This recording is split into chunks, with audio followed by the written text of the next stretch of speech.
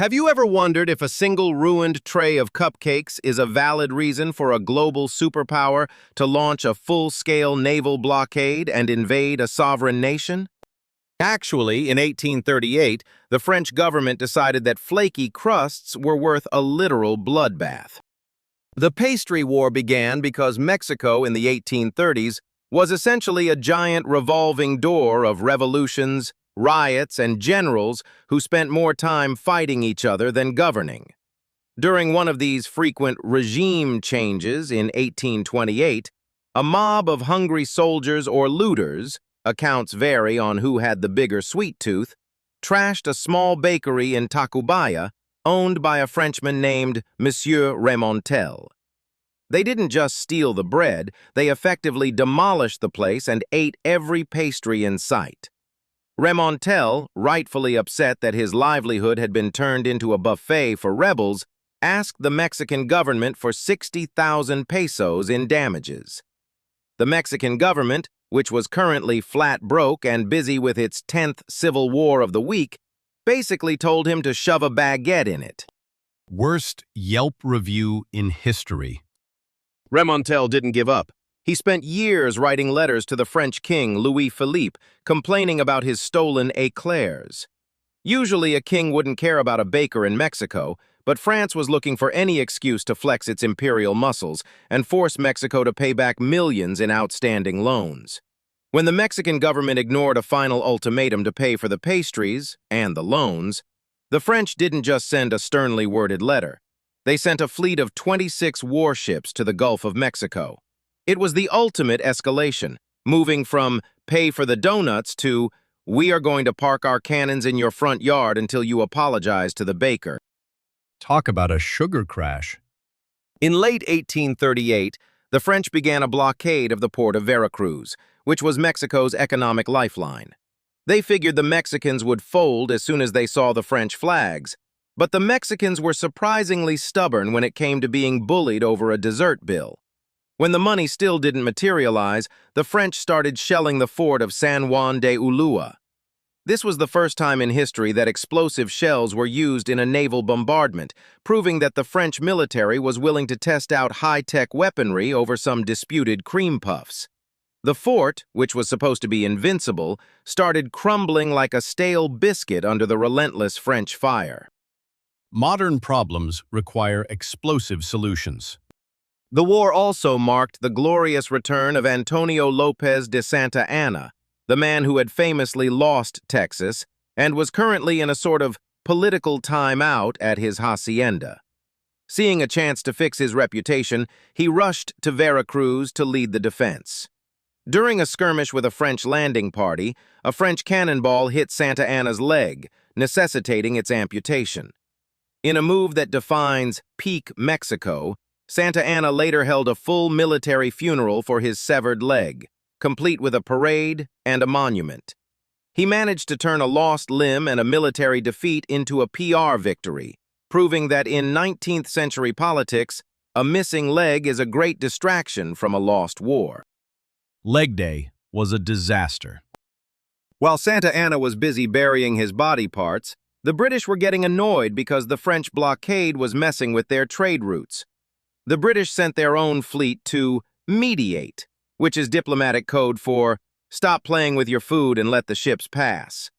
With the British breathing down their necks and the Mexicans realizing they couldn't win a naval war against a global power, both sides finally sat down to talk. In March 1839, a peace treaty was signed. Mexico agreed to pay the 60,000 pesos for the bakery, the original price of the pastries, plus a few $100,000 more for expenses. That's one expensive sourdough starter.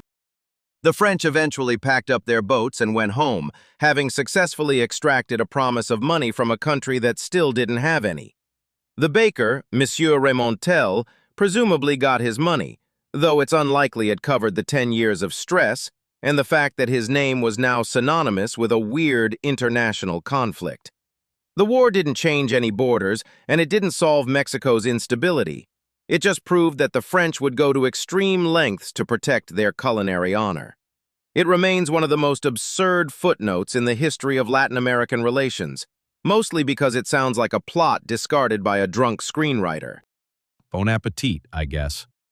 The Pastry War also highlighted the gunboat diplomacy of the era, where European powers would show up and start shooting whenever a merchant felt slighted.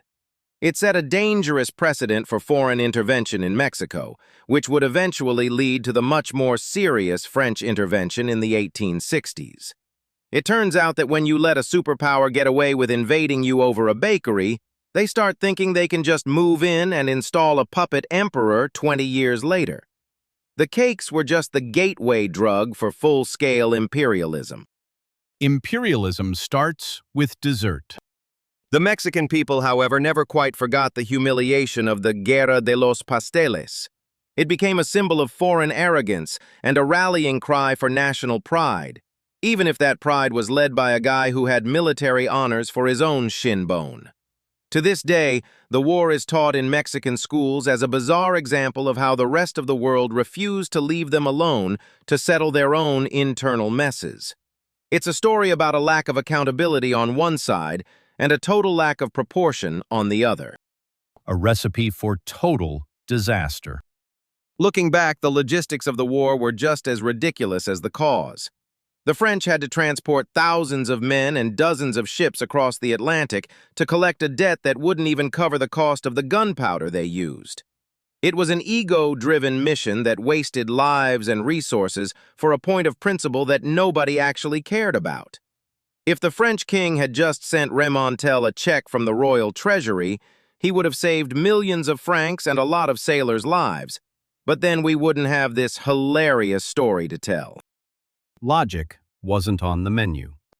One of the funniest details is that the British mediation was basically them saying, "Look, France, we know you're mad about the eclairs, but we need to move some cotton, so wrap it up."